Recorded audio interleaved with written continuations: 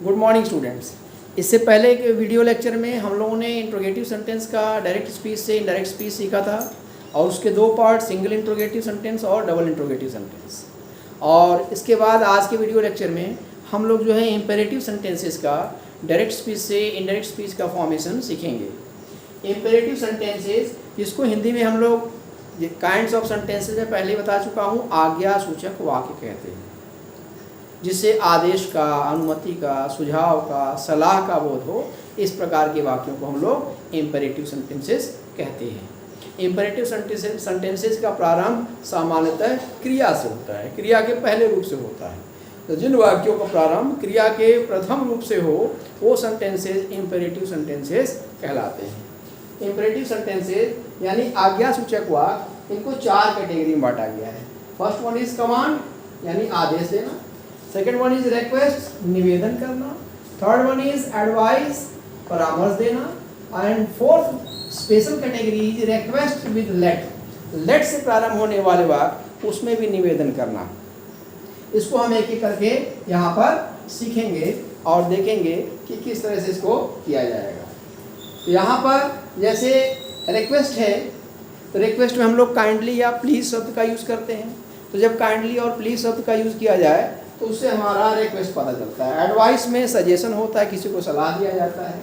इस तरह से मैंने सबसे पहले यहाँ पर कमांड्स यानी आदेश संबंधी जो हमारे इम्पेरेटिव सेंटेंसेज होते हैं उसको इनडायरेक्ट स्पीच में कैसे चेंज करते हैं उसका मैंने रूल बताया।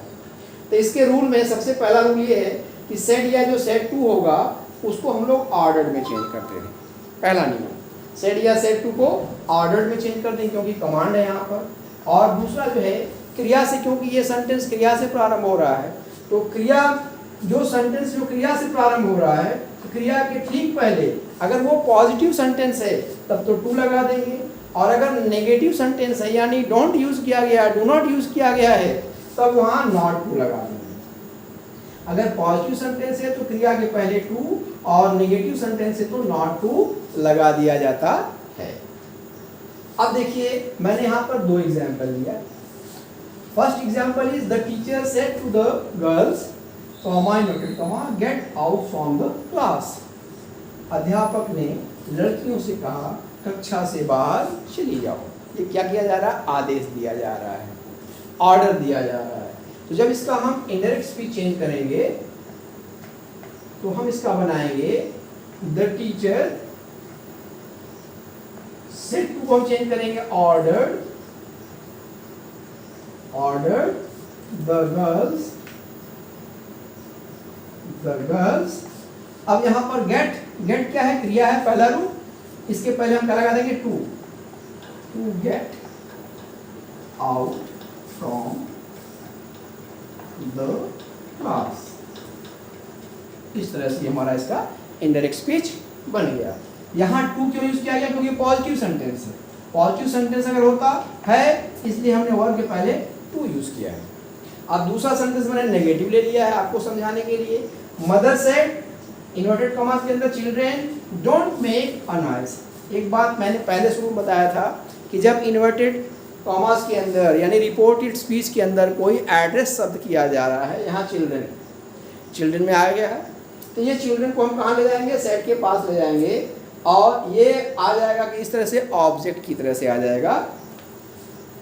तो यहाँ पर हम जब इनडायरेक्ट स्पीच बनाएंगे तो हो जाएगा मदर,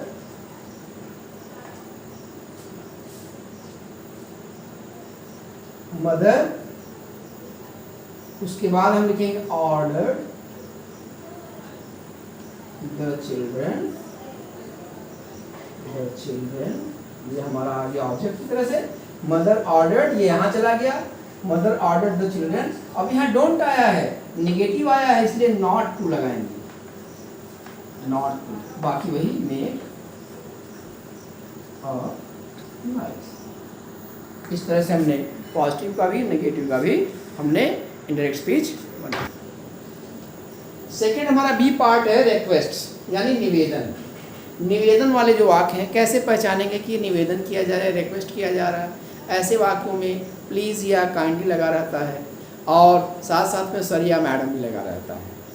तो इस तरह के वाक्यों का डायरेक्ट स्पीच से इनडायरेक्ट स्पीच बनाने में पहला नियम क्या है, जो सेट टू है उसके स्थान पर हम रिक्वेस्टेड का प्रयोग कर देते हैं, पहला पॉइंट। सेकंड, जहाँ अगर से रिपोर्टेड स्पीच के अंदर प्लीज़ या काइंडली शब्द आया हुआ है तो उसको रिमूव कर दिया जाता है, हटा दिया जाता है, क्योंकि उसी के लिए यहाँ पर रिक्वेस्टेड लगाया गया है। थर्ड पॉइंट है कि अगर रिपोर्टेड स्पीच के अंदर सर या मैडम शब्द आया सम्मान देने के लिए, तो सर और मैडम शब्द को हटाएंगे और उसमें उसके जगह पर रिक्वेस्टेड के बाद फिर हम जो है रेस्पेक्टफुली का प्रयोग करेंगे, रेस्पेक्टफुली लगा देंगे। अब देखिए मैंने दो यहाँ एग्जाम्पल लिखा है ताकि दोनों सेंटेंस इसको रूल को कवर करें। पहला हमारा है she said to me, comma inverted comma, please give me your pencil. यहाँ पर प्लीज शब्द आया हुआ है, यानी रिक्वेस्ट किया जा रहा है। जब हम इसका इनडायरेक्ट स्पीच बनाएंगे, यहाँ पर लिखेंगे शी सेड टू को हमने चेंज किया रिक्वेस्टेड मी, प्लीज को हटा दिया गया। अब ये जो गिव वर्ड है, वर्ड इसके पहले लगा है टू गिव। अब यहाँ मी क्या है, first person, me is first person according to subject, subject क्या है शी, तो यहाँ पर मी का जो हो गया गिव का हो जाएगा यहाँ पर हर, क्योंकि ऑब्जेक्टिव केस है गिव हर। अब your second person according to me, यहाँ तो यहाँ पर मी है, यहाँ पर योर क्या हो जाएगा, ये देखिए यहाँ पर योर का चेंज सेकंड, यहाँ पर ये ऑब्जेक्ट, ये जो है योर सेकंड पर्सन है, इसका चेंज अकॉर्डिंग टू ऑब्जेक्ट मी, यहाँ पर हो जाएगा माई पेंसिल। इस तरह से हमारा हो गया she requested me to give her my pencil. यहाँ प्लीज को हटा दिया गया, प्लीज की जगह रिक्वेस्टेड लिखा गया। अब यहाँ वर्ब के पहले टू लगाया गया, और यहाँ पर हर क्यों यूज किया गया, क्योंकि यहाँ पर मी आया है, मी फर्स्ट पर्सन है, फर्स्ट पर्सन का चेंज अकॉर्डिंग टू सब्जेक्ट होता है शी, इसलिए यहाँ पर मी ऑब्जेक्टिव है, तो शी का ऑब्जेक्ट क्या होगा हर। और यहाँ पर योर पॉजेसिव केस है, इसका ऑब्जेक्ट के अनुसार यहाँ मी है, तो इसका यहाँ पर क्या हो जाएगा माई पेंसिल, पहला हुआ।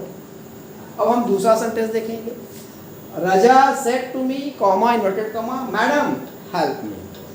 अब देखिए मैंने बताया है यहाँ पर कि जब सर और मैडम शब्द आया हुआ हो, इसको हटाएंगे और साथ साथ में रिस्पेक्टफुली का प्रयोग भी करेंगे। तो हमने इसका इनडायरेक्ट स्पीच लिखा, रजा रिक्वेस्टेड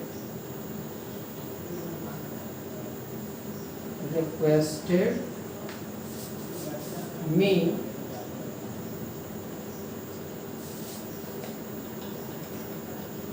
respectfully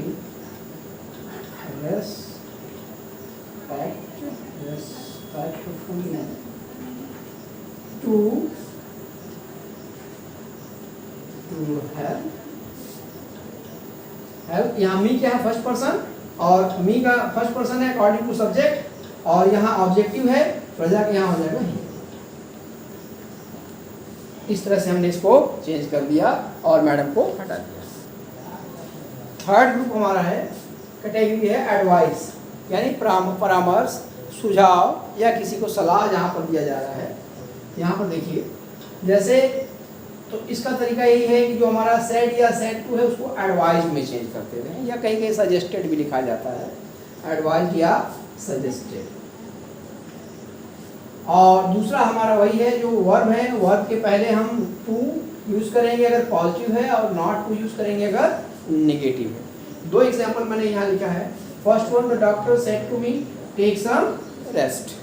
यहाँ पर डॉक्टर रेस्ट करने के लिए कह रहा है, यानी एडवाइस दे रहा है। इसको हम जो सेड टू जो है इसको चेंज कर देंगे एडवाइज।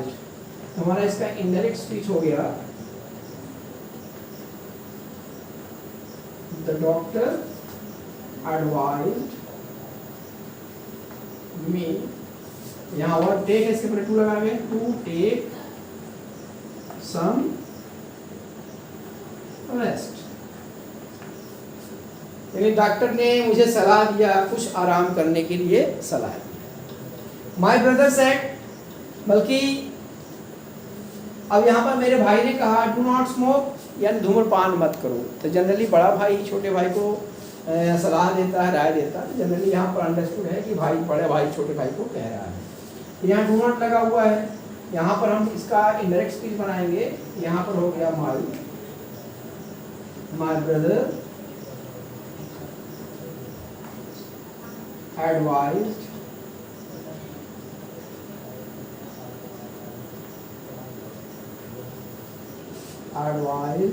यहाँ डू नॉट है इसलिए नॉट टू स्मोक। इस तरह से हमने इसको चेंज कर लिया। अब ये लास्ट वन जो हमारा है, फोर्थ कैटेगरी है रिक्वेस्ट विद लेट, यानी लेट से प्रारंभ होने वाले जो सेंटेंसेस हैं, इंपरेटिव सेंटेंसेस, वो चार तरह से प्रयोग किए जा सकते हैं। या तो उसमें जो है हमारा रिक्वेस्ट विनती का भाव हो, या उसमें हमारा प्रपोजल या हमारा सजेशन हो, प्रपोजल हो या सजेशन हो, SUGESTI, सजेशन हो, या फिर ऑर्डर हो, या फिर हमारा यहाँ पर शाउटेड वर्ड आया हो। तो चारों तरह का देखिए हम किस तरह से इनडायरेक्ट स्पीच बनाते हैं। तो पहले केस में पहला एग्जाम्पल मैंने लिया है, I said to my sister let me work. यहाँ पर इसको बनाएंगे इनडायरेक्ट स्पीच। तो आई, क्योंकि यहाँ रिक्वेस्ट किया जा रहा है, रिक्वेस्ट विनती किया, अपनी बहन से विनती किया जा रहा है कि मुझे काम करने दो। तो आई रिक्वेस्टेड यहाँ पर कर देंगे, I requested my sister to let me is first person, यहाँ पे भी आई है इसलिए मी का मी है, लेट मी वर्क। इस तरह से हमने यहाँ टू जोड़ दिया, लेट के पहले क्या जोड़ा, टू जोड़ दिया। ये हो गया हमारा पहला कैटेगरी का। दूसरे में देखिए यहाँ पर है लेट के बाद अस लगा हुआ, यही हमको समझना है। तो जब लेट के बाद अस लगा हुआ है, let us play, let us move, let us go, let us sleep, let us eat, इस तरह के जब सेंटेंसेज हो तो उसमें अपना प्रपोजल रख रहे हैं या सजेशन दे रहे हैं, किसी को हम अपना प्रस्ताव रख रहे हैं। तो ऐसे सेंटेंसेस को हमको बनाने में हम प्रपोज या सजेस्टेड का यूज़ करते हैं, और उसके बाद दैट लगाया जाता है, टू न लगा करके फिर हम दैट लगाएंगे। देखिए इसको ध्यान दीजिएगा। तो मैं यहाँ पर लिखूँ आई सजेस्टेड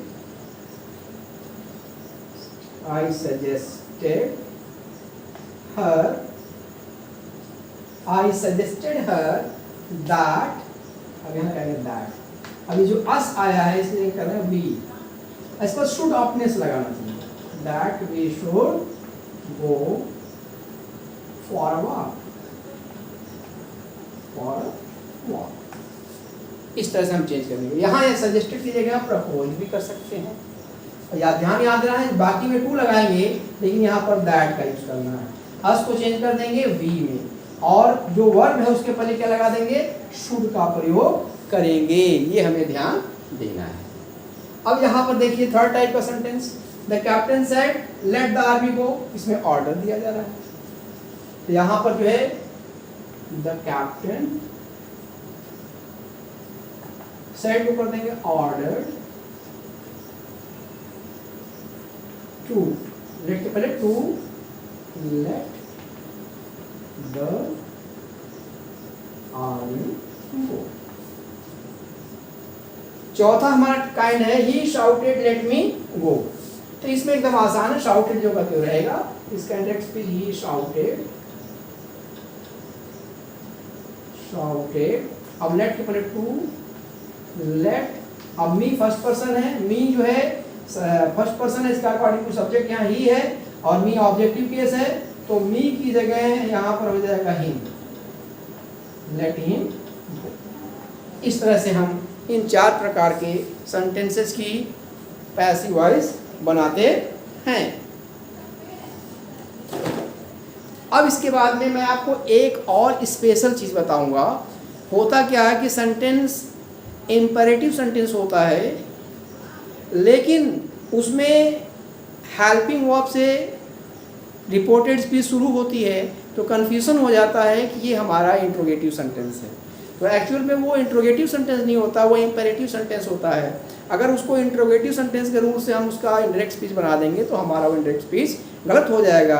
ये बहुत ही इंपॉर्टेंट पार्ट है, एग्जामिनेशन में इसमें से कम एक पूछा भी जाता है। तो उसको ध्यान से देखिए कि जनरली जब हमें किसी से पोलाइट रिक्वेस्ट करना हो, विनम्र निवेदन करना होता है, कोई चीज़ मांगनी होती है, किसी से हेल्प लेना होता है, तो हम बिगिनिंग में कुड का यूज़ करते हैं या वुड का यूज़ करते हैं। इसका हम प्रयोग करते हैं, कुड यू, वुड यू। तो इस तरह से देखने में हमें लगता है कि कुड यूज़ किया गया है, वुड यूज़ किया गया है, हेल्पिंग वर्ब है, इसको इंट्रोगेटिव सेंटेंस की तरह से बनाया जाएगा, लेकिन ऐसा होता नहीं है। वो सेंटेंस क्या होता है, इम्पेरेटिव होता है, तो उसका हमको इम्पेरेटिव की तरह से रूल में बनाना है। आइए हम एग्जाम्पल के साथ देखते हैं, इसे हम एग्जाम्पल से समझते हैं। यहाँ मैंने 2 एग्जाम्पल लिखा हुआ है, देखिए यहाँ पर the boy said to me, यहाँ पर सेंटेंस का बिगिनिंग विल से किया हुआ है। तो अभी इससे पहले मैं सिंगल इंट्रोगेटिव क्वेश्चन मैंने बताया था कि जब किसी सेंटेंस का बिगिनिंग हेल्पिंग वर्ब से हो तो वो सिंगल इंट्रोगेटिव क्वेश्चन होता है, लेकिन हमें पूरे सेंटेंस को पढ़ना है कि उसका भाव क्या कह रहा है। हम यहाँ देख रहे हैं विल यू प्लीज कह रहा है, विल यू प्लीज क्या आप मेरी हेल्प में मदद करेंगे, टू लिफ्ट द बॉक्स क्या आप बॉक्स उठाने में मेरी मदद करेंगे। तो इस तरह से एक तरह से ये विनती किया जा रहा है, रिक्वेस्ट किया जा रहा है। ये इम्पेरेटिव सेंटेंस हुआ, इंट्रोगेटिव सेंटेंस नहीं हुआ।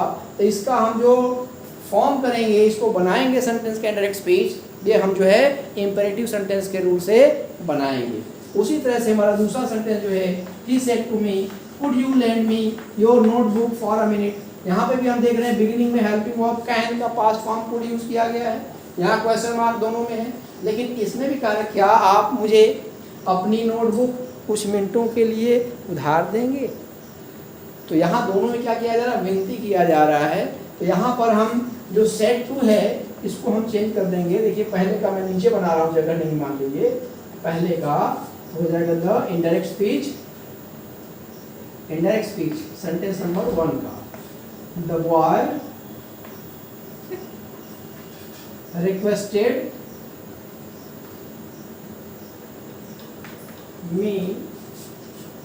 अब यहाँ पर ये भी हट गया, प्लीज भी हट गया, यहाँ शुरू करेंगे टू, यहाँ लिखेंगे टू हेल्प मी का, मी फर्स्ट पर्सन है, objective case according to boy, यहाँ पर हो जाएगा।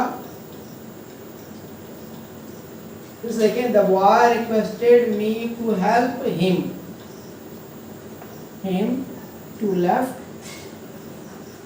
लिफ्ट द बॉक्स, यहाँ पर इस तरह से इसका इंडायरेक्ट स्पीच बनाएंगे। हमने यहाँ रिक्वेस्टेड यूज किया और उसके बाद हमने ये विल हटा दिया, क्वेश्चन मार्क हटा दिया और ये प्लीज भी हट गया।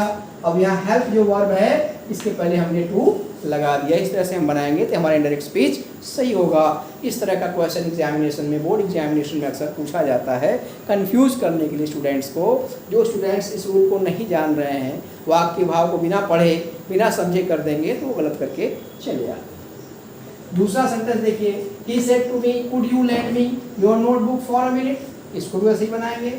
यहाँ पर हो जाएगा ही सेड टू करेंगे रिक्वेस्टेड मी, कुड को हटा देंगे। अब लैंड है, लैंड क्या है, वर्ब है, तो टू लैंड मी, तो मी क्या है यहाँ पर, ही की जगह me first person according subject his, his notebook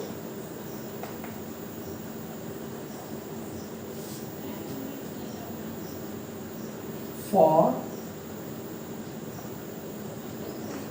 he requested me to lend, यहाँ भी है, lend his